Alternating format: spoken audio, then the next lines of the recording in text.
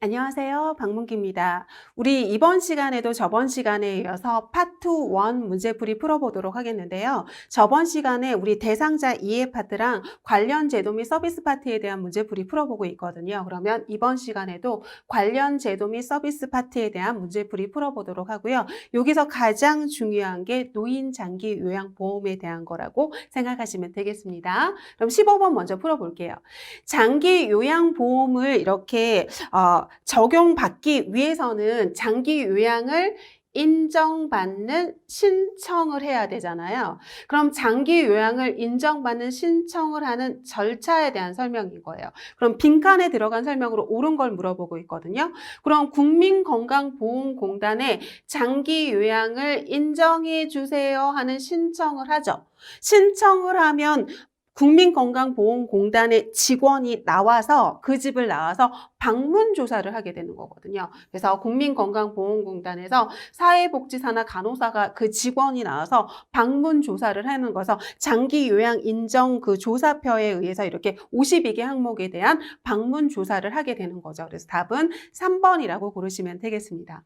다음에 16번 장기 요양을 인정해달라고 신청할 수 있는 이 신청인에 해당되지 않는 거를 물어보고 있어요. 그러면 본인이나 또는 대리인이 할 수 있고요. 가족, 친족도 할 수 있고요. 사회복지 전담 공무원도 할 수 있고요. 시장, 군수, 구청장이 이 지정한 자도 할 수 있거든요. 근데 국민건강보험공단의 직원은 신청을 하면 그 집에 가서 방문 조사를 하는 사람이거든요. 그래서 이 직원은 신청을 하면 그 집에 가서 방문 조사를 해요. 그래서 이 직원에 해당되는 게 간호사나 국민건강보험공단의 직원으로 소속된 간호사나 사회복지사가 나와서 조사한다고 생각하시면 되거든요. 그래서 틀린 답은 4번이라고 고르시면 되겠습니다. 다음에 17번 장기 요양 방문 조사한다 그랬잖아요. 그래서 신청을 하면 국민건강보험공단 직원이 나와서 방문 조사를 하는데 그냥 조사를 하는 게 아니라 장기 요양 인정 조사서가 있거든요. 그래서 이 조사 항목이 52개 항목이 있는데 이 항목에 맞춰서 조사를 하는 거거든요. 그러면 이 대상자의 신체 기능이 어느 정도 되는지, 인지 기능이 어느 정도 되는지, 그래서 우리 치매 등급 해야 되잖아요. 다음에 행동 변화가 어떤 행동 변화가 나타나는지, 다음에 방문 간호 제공을 해줘야 되는 거니까 간호 처치를 해야 될 게 어느 정도 필요한지, 관장을 해줘야 되는지 아니면 비위관으로 공급해줘야 되는지, 석션이 필요한지 뭐 이런 상황, 간호 처치 투약을 해야 되는지 뭐 이런 것들, 아니면 욕창 드레싱이 지금 필요한 상황인지 이런 처치가 필요한지 살펴보는 거죠. 그래서 답은 이 네 가지고요. 아니면 우리 물리치료 같은 이런 재활이 같은 게 필요한 것을 보는 상태인 거죠. 네, 대인관계는 아니에요. 그래서 답은 5번이라고 보시면 되겠습니다. 다음에 장기 요양 인정을 갖다가 신청을 했을 거 아니에요. 어디에다 신청을 했죠? 국민건강보험공단에 신청을 하고 방문조사 나오고 난 다음에 맨 마지막에 우리 등급 판정을 받을 거 아니에요. 최종 등급 판정을 받겠죠. 최종 몇 등급이라고 하는 이 등급 판정을 받을 거예요. 그럼 이 신청한 날로부터 며칠 이내에 받아야 되는 거냐면 30일 이내에 이 등급 판정이 이루어져야 되는 거거든요. 그래서 신청서를 제출한 날로부터 며칠 이내에 최종 등급 판정을 받아야 되는 거냐면 30일 이내에 최종 등급 판정을 받아야 된다고 생각하시면 되겠습니다. 다음에 19번 심신의 기능 상태로 인해서 일상생활에서 일정 부분 다른 사람의 도움이 필요하대요. 그러면 제가 등급 어떻게 외우라 그랬냐면 이렇게 외우라 그랬거든요. 전, 상, 부, 일, 치 하고 외우시면 되거든요. 전상부 일치, 전상부 일치 하고 외우시면 되거든요. 그럼 여러분 이거 다시 볼게요. 전적으로 도움이 필요하면 1등분, 상당 부분 도움이 필요하면 2등급, 부분적으로 도움이 필요하면 3등급, 다음에 일정 부분 도움이 필요하면 4등급, 치매는 5등급인 거죠. 그런데 여기서 뭐가 도움이 필요하대요, 여러분? 일정 부분 도움이 필요하대요. 일정 부분. 그럼 몇 등급이에요? 4등급이잖아요. 4등급. 그래서 전상부 일치 하고 외우시면 됩니다. 그래서 답은 4번이고요. 다음에 3등급이래요. 3등급인데 점수는 어떻게 외우시면 되냐면 점수 다시 볼게요. 점수는 어떻게 보시면 되냐면 점수는 어떻게 보시면 되냐면 지금 점수 물어보고 있는 거잖아요. 그럼 점수는 이렇게 생각을 하시면 돼요. 95에서 시작한다고 생각을 하시면 되고요. 95에서 시작한다고 생각을 하시면 되고요. 다음에 20, 15 비슷하죠? 다음에 또 뭐냐면 9, 6 비슷하거든요. 그래서 이렇게 오시면 돼요. 95 시작에 20, 15, 9, 6.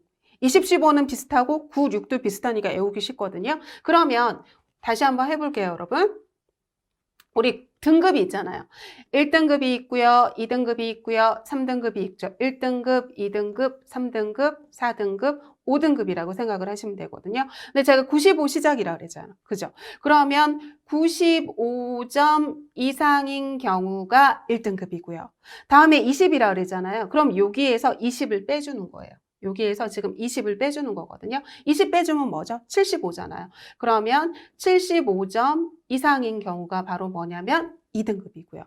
다음에 여기에서 이제 15점 빼주는 거예요. 그럼 15점 빼주면 뭐죠? 그러면 60점 이상인 경우가 3등급인 거고요. 다음에 9 빼줘요. 그럼 뭐예요? 51점 이상인 경우가 4등급이고요. 다음에 6점 빼줘요.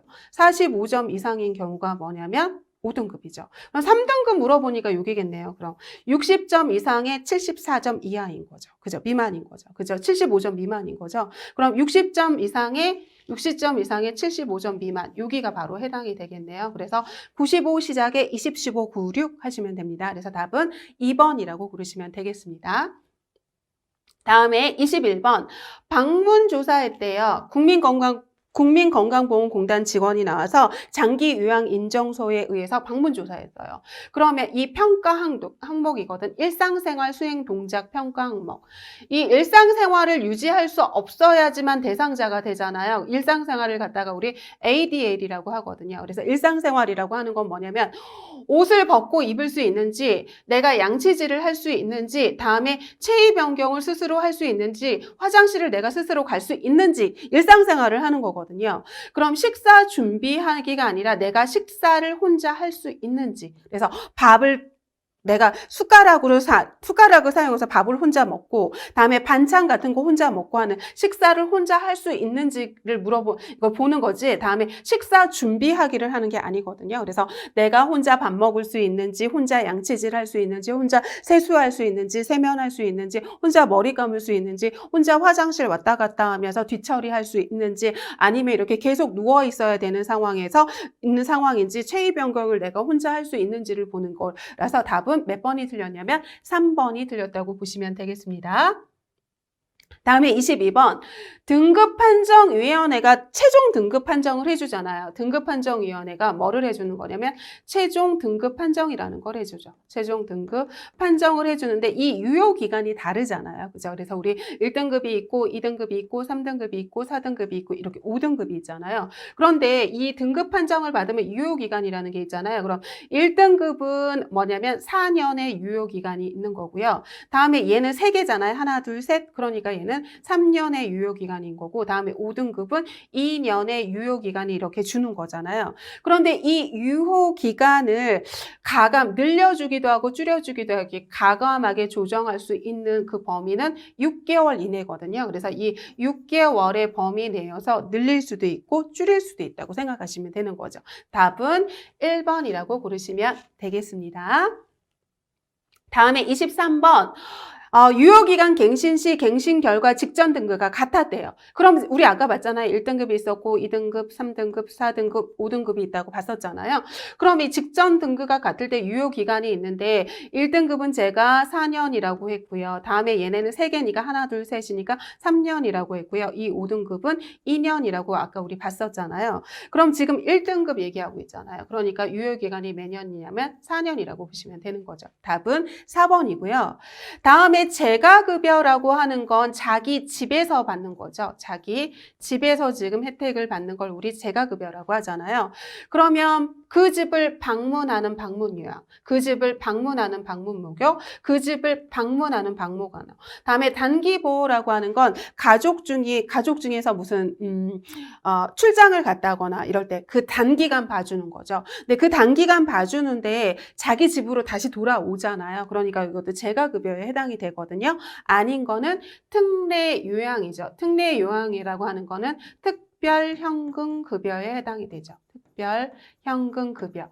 그러니까 특별 현금급여라고 하는 건 뭐냐면 등급을 받았는데도 불구하고 지금 시설급여의 혜택이나 아니면 재가급여의 혜택을 받지 못하는 사람에게 특별하게 현금으로 급여해 주는 걸 갖다 특별 현금급여라고 하는데 거기에 해당되는 게 특례 요양비가 해당이 되는 거죠. 그래서 틀린 답은 4번이라고 고르시면 되겠습니다. 다음에 재가 서비스는 자기 집에서 받는 거잖아요. 이거의 단점에 해당되지 않는 걸 물어보고 있어요.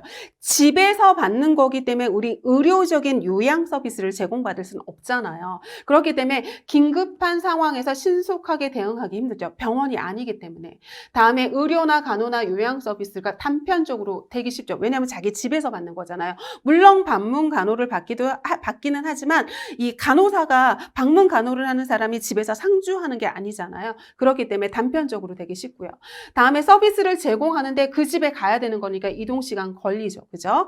다음에 여러 사람에 의해서 이렇게 제공을 받는 거기 때문에 책임 소재가 불분명해요. 그죠?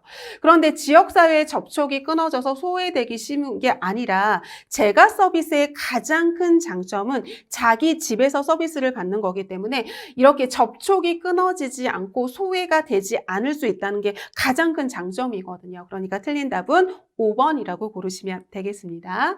다음에 26번 다음 보기의 설명에 해당되는 장기요양급여를 물어보고 있어요.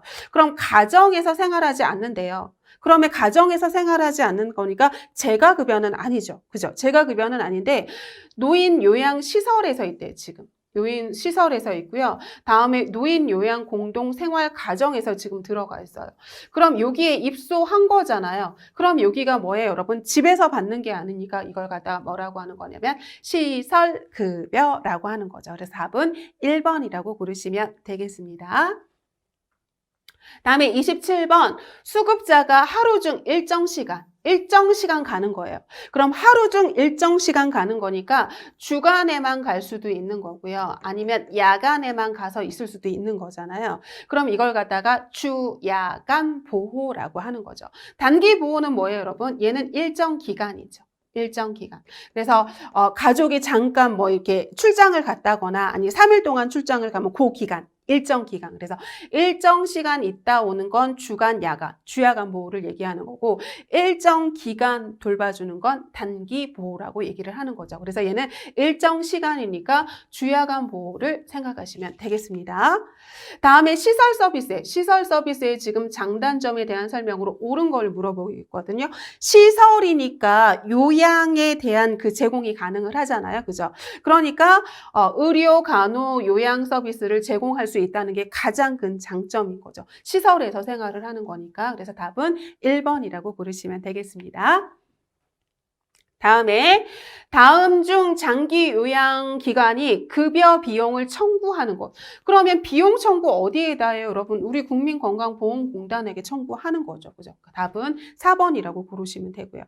다음에 장기 요양에 사용되는 이 비용은 여러 가지로 충당을 하잖아요. 근데 국가에서 이렇게 충당해 주기도 하잖아요. 그러면 장기 요양 급여는 어떻게 하죠, 여러분?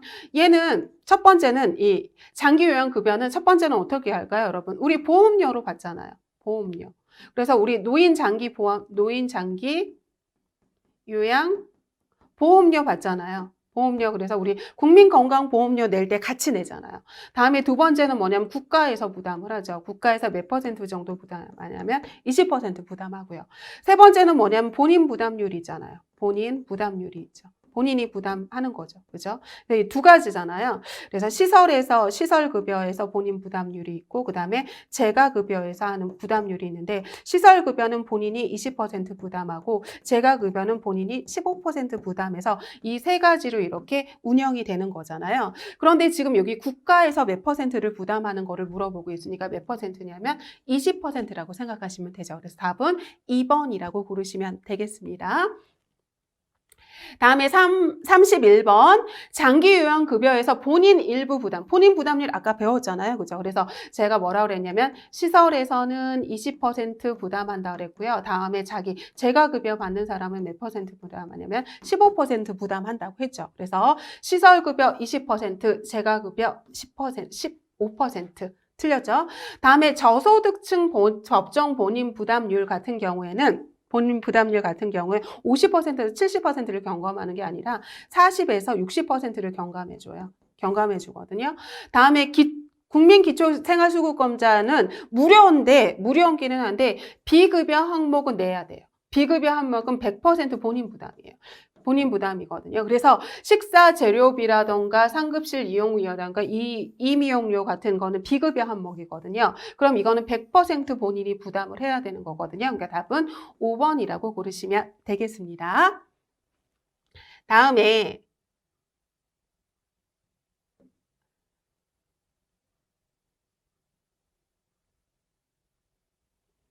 32번 보도록 하겠습니다. 32번에 보험료 상장 시에 저소득층 같은 경우에 아까 여기 저소득층이잖아요.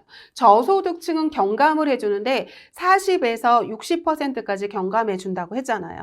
그런데 여기서 40% 경감을 해준대요. 그럼 보세요. 40%를 경감해 주면 본인이 60% 내는 거죠. 본인이 60% 내는 거.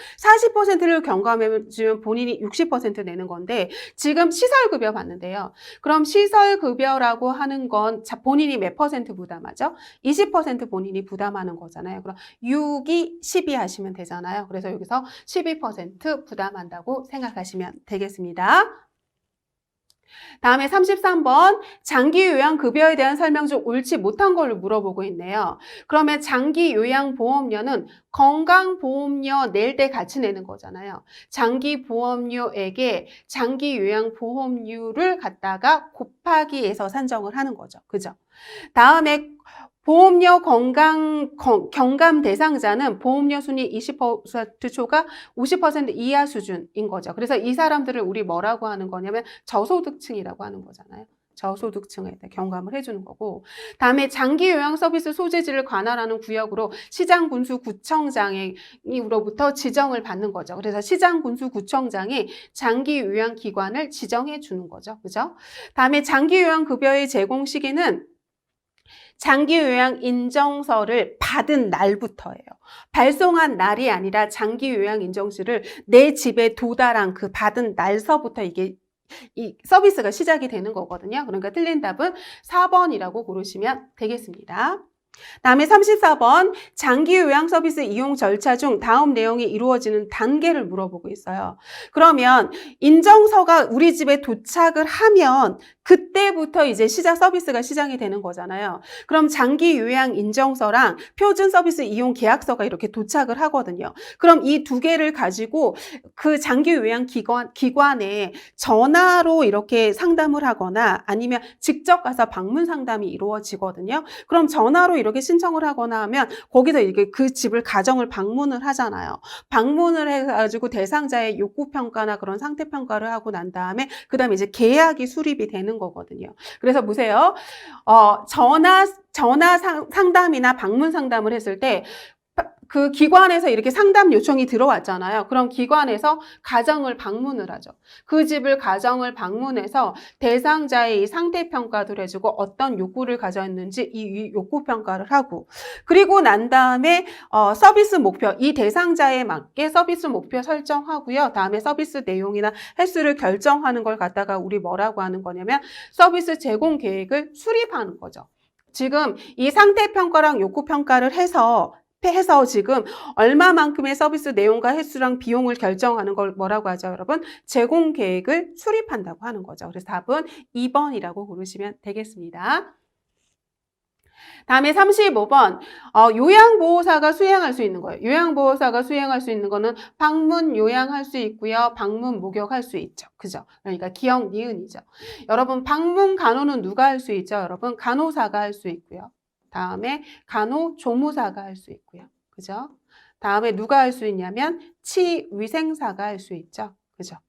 그래서 간호사는 2년 경력만 있으면 되고요. 다음에 취이상자도 2년 경력 있으면 되고요. 간호조무사는 3년 이상의 경력과 교육부, 거기 보건복지부 장관이 지정한 곳에서 우리 교육을 수료해야 되는 거죠. 그래서 답은 방문 요양, 방문 목욕 3번이라고 보시면 되겠습니다. 다음에 장기 요양 기관은 어디에서 지금 지정할 수 있는 거냐면 시장 군수구청장이 시군구에서 할 수 있잖아요. 시군구에서 할 수 있는 거니까 답은 2번이라고 고르시면 되겠습니다. 다음에 37번 장기요양요원에 해당되지 않는 사람이에요. 그럼 요양보호사 뭐 할 수 있어요? 방문 요양도 할 수 있고요. 방문 목욕도 할 수 있죠. 그죠? 다음에 간호사, 간호정무사, 치의상사는 방문 간호할 수 있잖아요. 근데 아동복지사는 아니잖아요. 답은 1번이죠. 다음에 38번 장기요양 서비스를 주기적으로 이렇게 변화및 지금 점검한대요. 어떤 상황을 점검하는 걸 우리 뭐라고 하죠? 계속 모니터링 해준다고 하는 거잖아요. 모니터링이 바로 점검이라고 생각하시면 되는 거죠. 그래서 답은 1번이라고 고르시면 되겠습니다. 다음에 방문 간호 이 요연의 자격을 얘기하고 있어요. 그럼 우리 아까 봤잖아요. 간호사는 2년, 간호조무사는 3년, 다음에 보건복지부 장관이 지정한 곳에서 교육 수료해야 되는 거죠. 그래서 2년, 3년 고르시니까 3번이라고 고르시면 되겠습니다. 다음에 노인장기요양보험 표준 서비스 중에서 신체활동 지원 서비스는 뭐죠, 여러분? 이렇게 이 닦아주고 세수해주고 머리 감겨주고 목욕해주고 그 다음에 옷 갈아입혀주고 몸담장 해주고 뭐 이런 거잖아요. 그래서 뭐예요, 여러분? 뭐 이렇게 얼굴 세면해주고 머리 감겨주고 다음에 목욕해주고 난 다음에 몸단장 해주고 다음에 체위 변경해주고 이런 것들이 다 신체활동 지원인데 방문 목욕은 방문 목욕 서비스죠. 방문 목욕 서비스에 해당이 되죠. 목욕 서비스에 해당이 되고 이걸 해줄 수 있는 사람은 누구예요, 여러분? 요양보호사 2명이 가야 되는 거고 요양보호사랑 사회복지사가 할 수 있는 거거든요. 그러니까 틀린 답은 5번이라고 고르시면 되겠습니다.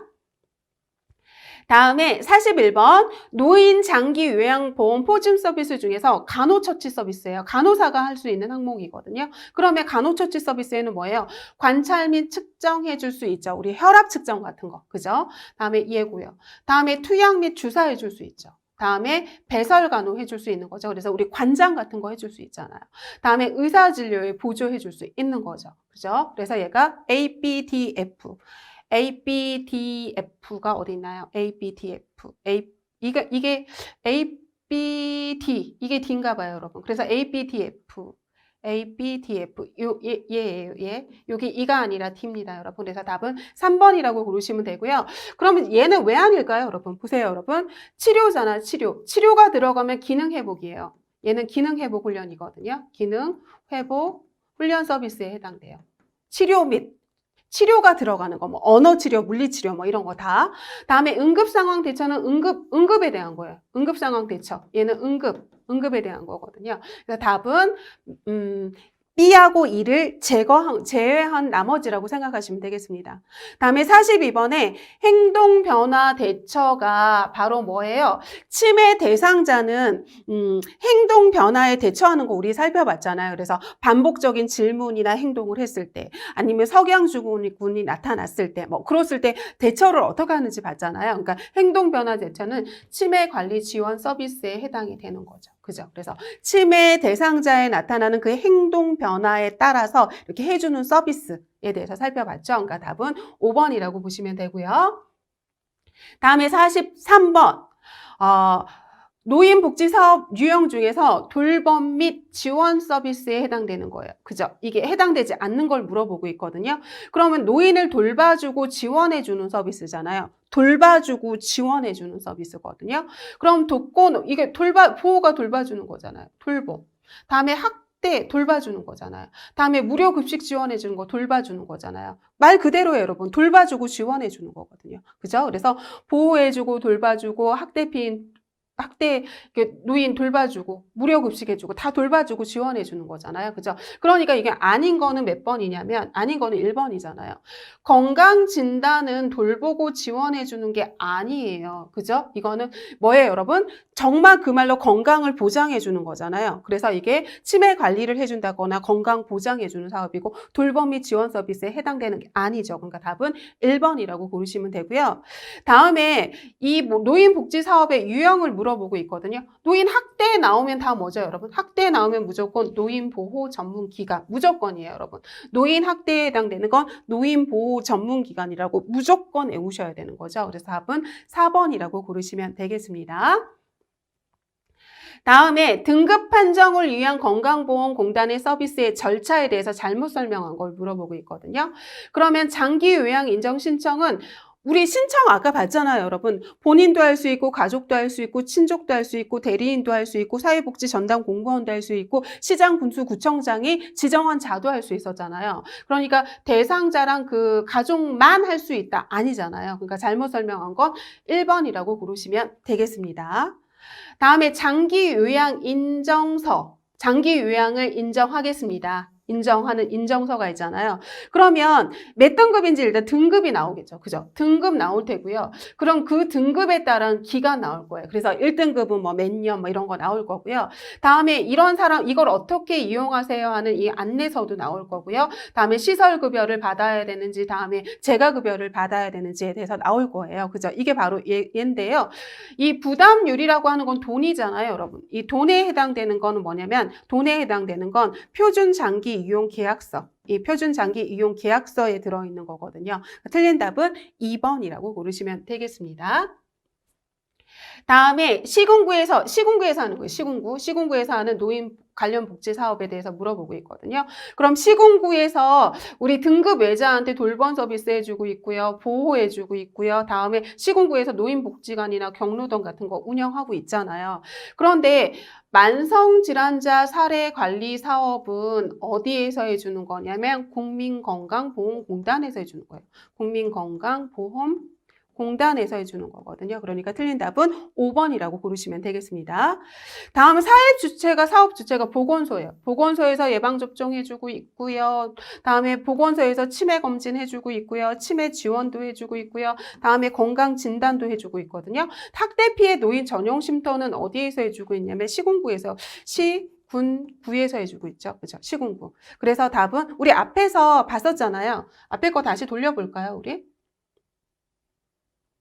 시군구에서 하는 게 있었는데 앞에 거 다시 돌려볼게요. 여기 보세요.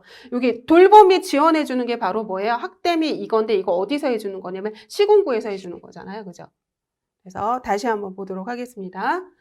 그래서 답은 아닌 건 몇 번이냐면 여기는 보건소가 아니라 시군구에서 해주는 거니까 답은 2번이라고 보시면 되겠습니다. 다음에 49번 국민건강보험공단에서 하는 만성질환자 사례관리 사업이에요. 아까 만성질환자 관리 사업 어디에서 우리 배웠냐면 국민건강보험공단에서 한다고 우리 배웠잖아요. 그죠? 그럼 여기에 해당되는 설명을 옳지 못한 거거든요. 그러면 이 만성질환자 사례관리 사업은 등급 외자한테 해줄 수 있거든요. 그래서 등급 외자 A형, B형, C형 다 해당이 되는 거라서 이 A, B형 대상자만 해당되는 게 아니라 등급의 A형, B형, C형 다 해당된다고 생각하시면 되거든요. 그래서 틀린 답은 1번이라고 고르시면 되겠습니다. 다음에 50번 C형에 대해서 물어보고 있거든요. C형. 그럼 이거에 해당되는 걸 물어보겠어요. 그럼 실내 이동은 지팡이를 이용해서 자립한대요. 실내에서는 자기가 할 수 있어요. 그럼 이게 A형에 해당되는 거고요. 다음에 만성관절염을 호소한다. 이거는 만성관절염 B형이고요. 다음에 일상생활 목욕이나 약간의 도움이 필요해요. 약간의 도움이 한 것들 B형이고 다음에 약간의 인지력이 떨어진다. 이거 B형이거든요. 그런데 C형은 제일 상태가 호전됐을 거 아니에요, 여러분. 우리 A형이 있고 B형이 있고 C형이 있으면 가장 상태가 안 좋은 사람이 A형일 거고 이 C형이 가장 상태가 좋은 사람일 거예요. 그죠? 상태가 좋은 사람이겠죠. 그러니까 혼자 일상생활이 가능한 게 가장 상태가 좋은 사람이잖아요. 그러니까 C형은 5번이라고 고르시면 되겠습니다. 다음에 51번 B형이에요, 여러분. B형. 그러면 아까 가장 상태가 좋은 사람은 C형이라고 그랬고 상태가 안 좋은 사람은 갖다가 A형이라고 그랬잖아요. 그럼 보세요. 실내 이동은 지팡이를 이용해서 자립한다. 이거 아까 A형이라고 봤잖아요. 그죠? 그러니까 아닌 거는 몇 번이냐면 1번이겠죠. 그죠? 다음에 요양 서비스에 대한 설명으로 옳지 못한 거 물어보고 있거든요. 장기 요양 대상자들의 신체 기능 및 삶의 질 향상에 기여하고 있죠. 그죠? 다음에 요양보호사는 가정 주변 환경과 관계없이 모든 대상자들에게 동일한 서비스를 제공한다? 아니죠, 여러분. 모든 대상자한테 동일한 게 아니라 그 대상자의 상태에 맞게 해줘야 되는 거잖아요. 그죠? 그러니까 틀린 답은 몇 번이냐면 여기서 2번이라고 보시면 되는 거죠. 다음에 메슬로우의 욕구 5단계가 있잖아요. 그래서 우리 이렇게 있잖아요. 메슬로우 욕구 단계가 하나, 둘, 셋, 넷, 다섯, 5단계가 있죠. 그래서 1단계, 2단계, 3단계, 4단계, 5단계가 있는데 1단계가 무슨 욕구냐면 생리적인 욕구고 2단계는 안전의 욕구고 3단계는 사랑과 소속감의 욕구고 그죠? 다음에 여기는 자아 존중감, 자아 존중에 대한 욕구고 이 5단계가 바로 뭐냐면 자아 실현의 욕구잖아요. 그래서 이게 최상위 단계의 욕구고 얘는 최하위 단계의 욕구잖아요. 그런데 여기서 최상위 단계의 욕구를 물어보고 있으니까 자아 실현의 욕구를 찾으시면 되는 거죠. 답은 4번이고요. 다음에 5단계 욕구 중에서 자신의 지위나 명예를 인정받고 존중받고 싶은 거예요. 그러면 자아 존중에 대한 욕구잖아요. 그죠? 자아 존중. 그러니까 여기는 자아 존중, 존경에 대한 욕구라고 보시면 되는 거죠. 그래서 답은 4번이라고 고르시면 되겠습니다.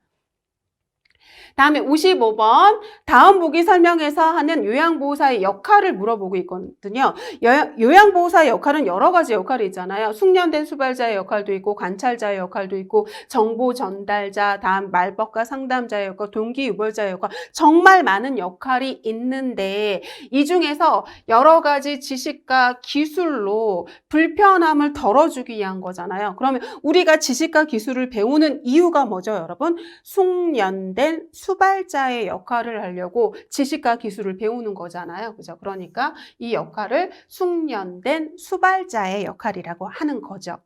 다음에 학대를 당하거나 소외받는 대상자의 입장에서 그들의 입장에 그들의 편을 들어주며 그들을 옹호해 주는 거잖아요. 그러니까 얘는 옹호자이죠.